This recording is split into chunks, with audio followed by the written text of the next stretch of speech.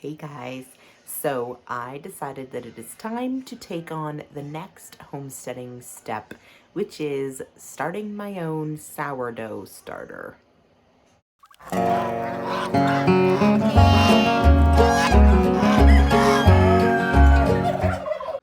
apparently all you need is a jar, some whole wheat flour, and some water, and it'll turn into a sourdough start with some time. So I'm gonna go ahead and give this a try and mix my flour and water, and we'll see what happens. Okay. You got some goldfish? I've got goldfish right here.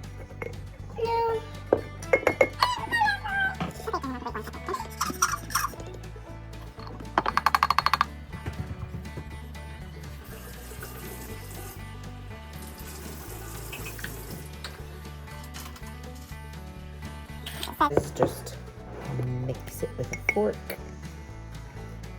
and then it should make a gummy, gross mixture here.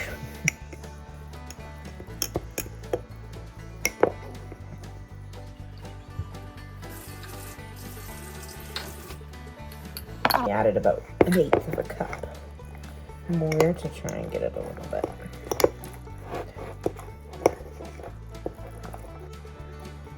Okay, there we go. And then seal it, put it in a warm spot,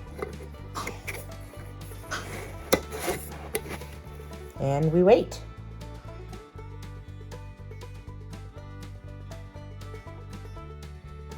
All right, guys, it's been 24 hours. You can see there's a little bit of a film there. There's some bubbles forming. I think it's working. The sourdough start is working. It deflated, but you can see it did rise up quite a bit, so it is time to feed it today. Feed this thing, we just need half of the starter in here, about half a cup of flour, half a cup of water, and let it sit and ferment again. I mixed up my flour and water mixture. Now I've got an extra cup here with a spoon to remove some of this and add it back to the jar. And we'll get this going.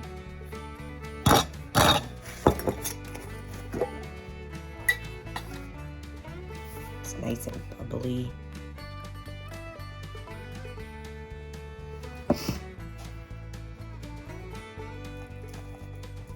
Ooh, it's like the perfect consistency.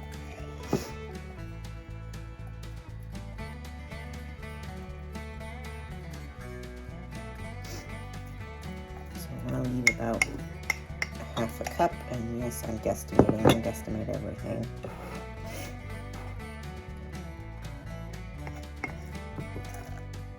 I'd say that is probably about a half a cup. So I'm gonna go ahead and add my other new starter to it.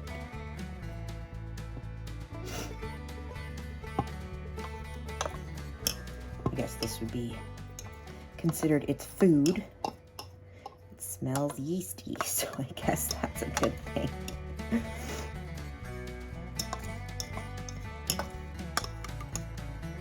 Okay, give it a stir. That is good and properly stirred. Put the lid back on. Back to its warm spot. So I have decided to name my starter, since it's tradition, Bob the Blob. So this is my sourdough starter, Bob. And it's actually doing really good. I'm really impressed. It's actually not hard. So here goes nothing. We'll put him back in his warm spot and we'll see how he looks tomorrow.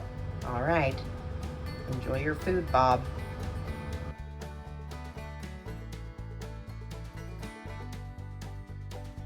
All right, so Bob, as you can see, is very ready to be used for the very first time.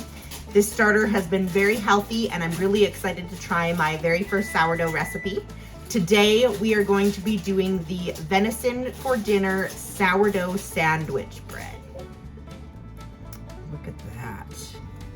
Bob is a healthy, happy guy today.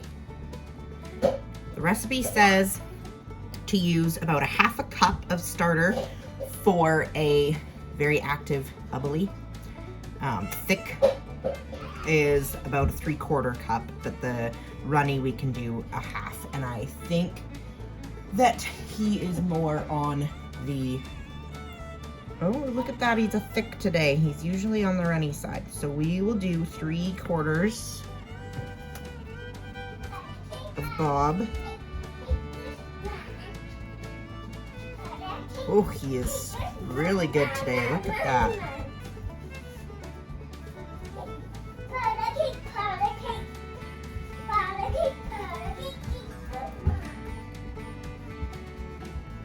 A little bit more just because there's a lot of Bob today. Just for good measure, make sure we get all of it in there. Now, before I continue on to the next part of my recipe, I decided Bob needed a bigger jar. So I'm going to move Bob to a bigger jar because he keeps overflowing and spitting up all over everything in my house. So we're gonna transfer Bob to a new jar. There we go. And I can feed him and throw him in the fridge. So you can see how messy this jar is. He's just been spitting up like crazy in here, but he smells really good. It smells kind of yeasty, so I'm really excited. I think he's gonna work really good. So now Bob has been moved to a new house, so hopefully that means we don't have big messes. Next step is adding some raw honey. I have some honey from our neighbors. It's starting to crystallize a little bit, so I'm probably gonna need to deal with that a little bit later today. But it is super yummy. Now, in the recipe, it says if you do more honey or sugar, you'll get a softer bread. And I am a sucker for soft bread. So we are going to do more so that I have a nice, ooey gooey, soft, chewy bread. Next is a little bit of salt.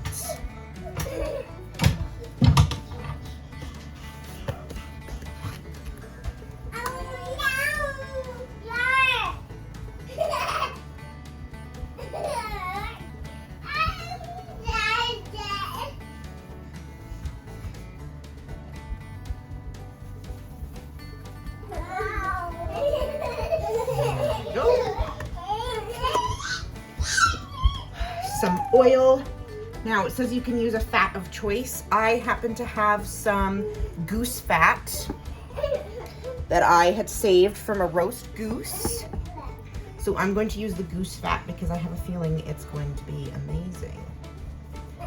So we need 2 tablespoons of fat or oil.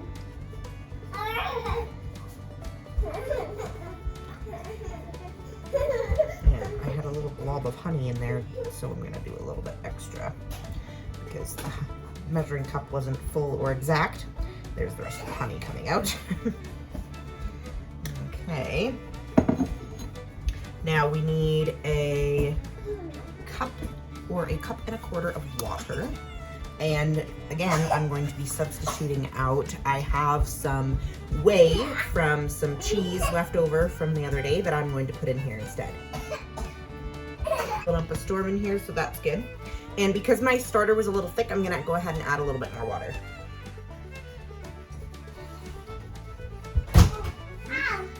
Just a little bit.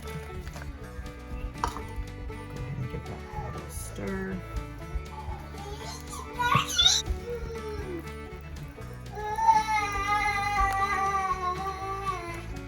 All right, next step is to add the flour. It says 3 to 3.5, so we'll go ahead and add 3, and I will see if I need that half.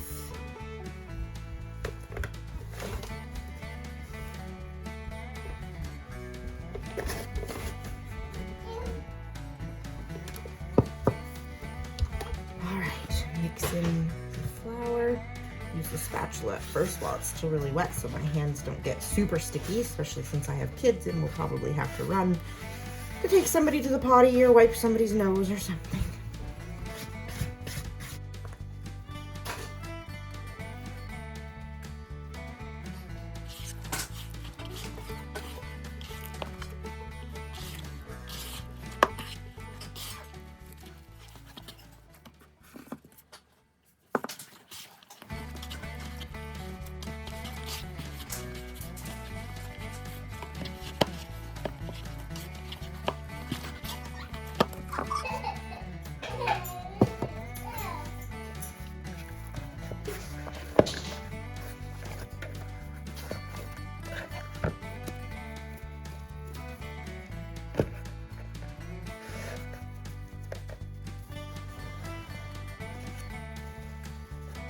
So in the recipe notes that I read, it said you want the dough to be a good consistency that's not too sticky, sticking to your hands or sticking to your bowl, which is why I kept adding a little bit more flour because I wanted to make sure that I had that right consistency. Once I was happy with it, I left it, put the towel over it. I'm gonna go sit it somewhere warm and we are going to let it do the first rise. Okay, it's been about 10 hours. It's definitely about doubled in size from when I put it in here. So we're gonna go ahead and do the fold, let it do the bench rest, and then I'm going to shape it and put it in my prepared loaf pan here. And then I'm going to do the alternate method, which is to put it in the fridge overnight, because it says about 12 to 18 hours. So we'll do it overnight, then we'll bake this in the morning.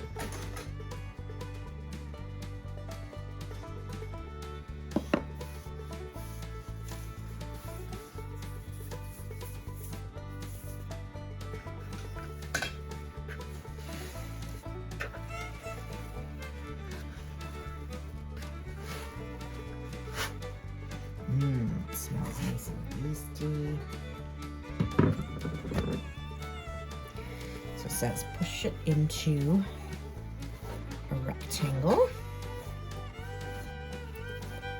So I'm going to push it into a nice rectangle here.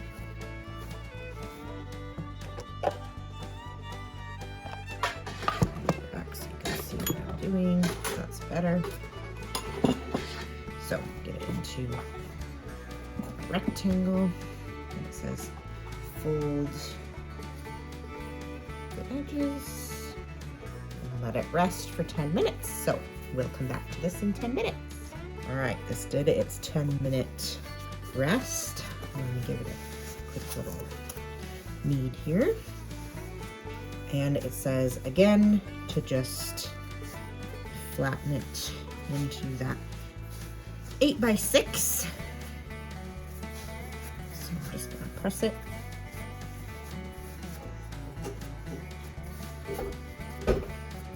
And then this time it says to roll it to get that nice shape. Seam side down into our pan here.